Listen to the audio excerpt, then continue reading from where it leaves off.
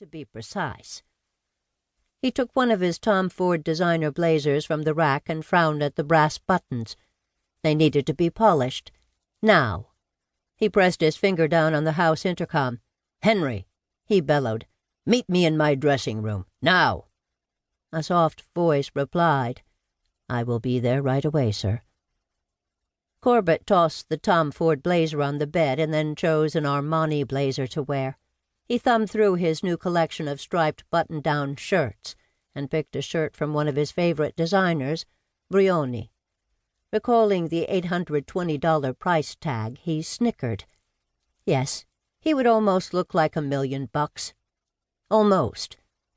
The jacket, shirt, Gucci shoes, and Audemars Piguet Royal Oak Concept 44mm titanium watch totaled almost $160,000. He'd leave the pinky ring home. No sense being ostentatious.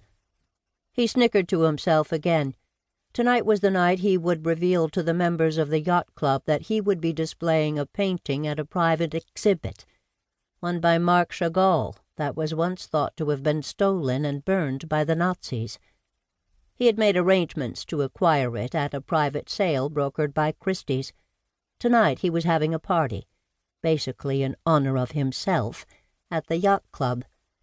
Once he had possession of the Chagall, he would hire a private security company, which would cost a small fortune, to deliver the artwork and keep guard over it during the gala he would hold at the club, then take it to a special locker at the Museum of Modern Art.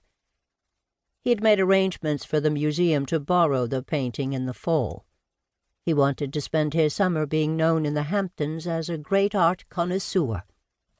Yes, his group of longevity doctors and their new protocol to moderate the progress of aging had brought him and his two partners the wealth to live an extravagant lifestyle, something he was enjoying immensely.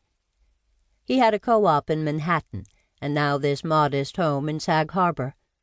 Corbett knew that he and his partners would have to retire soon, before the world learned the truth. There were two old biddies who could ruin it all. Lorraine Thompson had died of an accidental overdose, and Marjorie Brewster had had an accident that sent her into convulsions, the treatment for which put her in a semi-conscious state. Even with the waivers and non-disclosure agreements their patients had agreed to, those incidents would eventually pop up on someone's radar. They had been lucky enough to fly under the radar for a good long while. These were simply a couple of mishaps. He, Marcus, and Steinwood had made a killing. He smirked. No pun intended. But enough of that.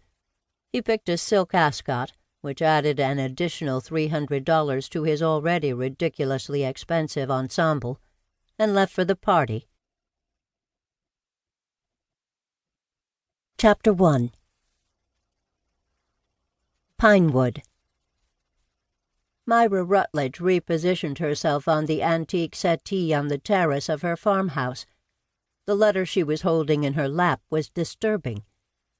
Looking around at the luscious flowers overflowing their Italian terracotta pots, she inwardly smiled at their beauty.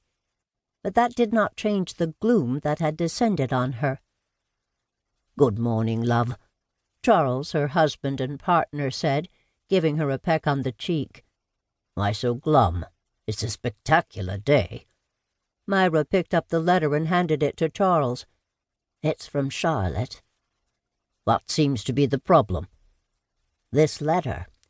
She sounds very depressed and a little disoriented," Myra answered. Charles began to read. "My dear Myra, I am visiting Mary Ann in London. I thought it would be a good change of scenery for me, but I'm feeling rather low. I've been somewhat forgetful lately and get a little foggy at times. I am seeing a doctor here, Dr. Julian Marcus, who has me on a boatload of medications. He was recommended by my doctor in Aspen, Dr. Harold Steinwood, who took over Dr. Leland's practice. I was wondering if I could come by for a visit on my way back to Aspen. You always cheered me on. even when my first books